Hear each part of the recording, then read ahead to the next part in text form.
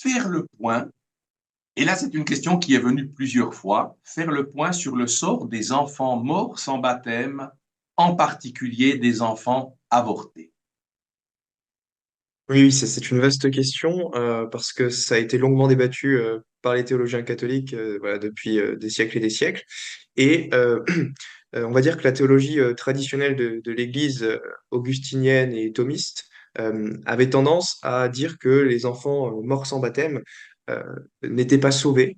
Alors saint Thomas parle en particulier de ce lieu qu'on appelle les limbes, où iraient les enfants morts sans baptême, selon lui. Donc, ça serait un lieu entre l'état du paradis et l'enfer de la géhenne. Donc, selon lui, ces enfants-là ne souffriraient pas, ils n'auraient aucune souffrance physique, ils seraient juste privés de la vision béatifique, mais ils auraient un bonheur purement naturel.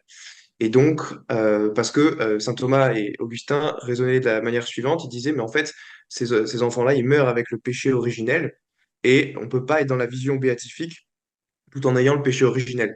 Et le but du baptême, c'est d'effacer le péché originel, c'est de retirer cette faute originelle et de nous faire devenir enfants de Dieu, dans un sens d'adoption filiale. Et donc, quelqu'un qui meurt sans ce baptême, selon eux, meurt en état de péché originel et donc ne peuvent pas avoir la vision béatifique. Alors, ça n'a jamais été l'objet d'un dogme, hein, les limbes. L'Église l'a jamais dogmatisé dans son magistère. En revanche, ce qui est dogmatisé pour le coup dans le deuxième concile de Lyon et concile de Florence, si ma mémoire est bonne, c'est qu'on ne peut pas être dans la vision béatifique tout en étant en état de péché originel.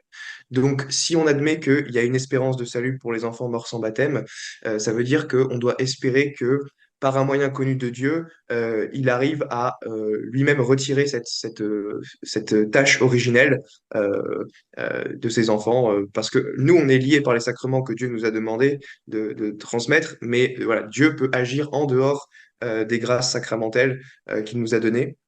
Et donc, le Concile Vatican II dit dans Gaudium et Spes 22.5 que on peut espérer pour le salut de tous les hommes, enfin, que Dieu a donné un moyen à tous, la possibilité d'être sauvés. Et donc, on peut légitimement espérer dans le salut des enfants morts sans baptême. Et ça, c'est repris dans le catéchisme de l'Église catholique actuel, au paragraphe 1261, pour ceux qui veulent la référence, qui dit que voilà, on peut espérer et prier pour le salut des enfants qui sont morts sans baptême, en particulier les enfants avortés. Donc, c'est une possibilité que reconnaît l'Église. Et en 2007, il y avait même eu un texte de la Commission théologique internationale pour traiter de ce sujet et pour dire que voilà, il y avait cette espérance, on pouvait vraiment prier pour les enfants morts sans baptême. Leur sort n'était pas forcément joué dans les limbes. Voilà. Donc, les limbes restent une théorie que certains catholiques peuvent soutenir, mais voilà, ça fait, c'est pas un dogme. Voilà ce que je dirais. Merci Mathieu. Alors déjà là, vous voyez des choses précises. Gaudium et Spes et le catéchisme de l'Église catholique. C'est très important toujours d'avoir des références. Pourquoi? Parce que très souvent, lorsque nous avons des détracteurs, des personnes qui voudront simplement contredire, alors souvent de manière idéologique, eh bien nous avons des références et nous vous invitons avec Mathieu à vous en référer toujours à se donner, c'est un donné scripturaire, c'est quelque chose de donné de l'écrit. Référez-vous à ça. Et là aussi, chaque fois, et c'est ce que j'apprécie beaucoup chez Mathieu, c'est qu'il est extrêmement précis dans ses défenses de la foi. Il donne des références, il nous invite à aller plus loin et à rechercher par soi-même. Donc merci Mathieu pour cette première réponse.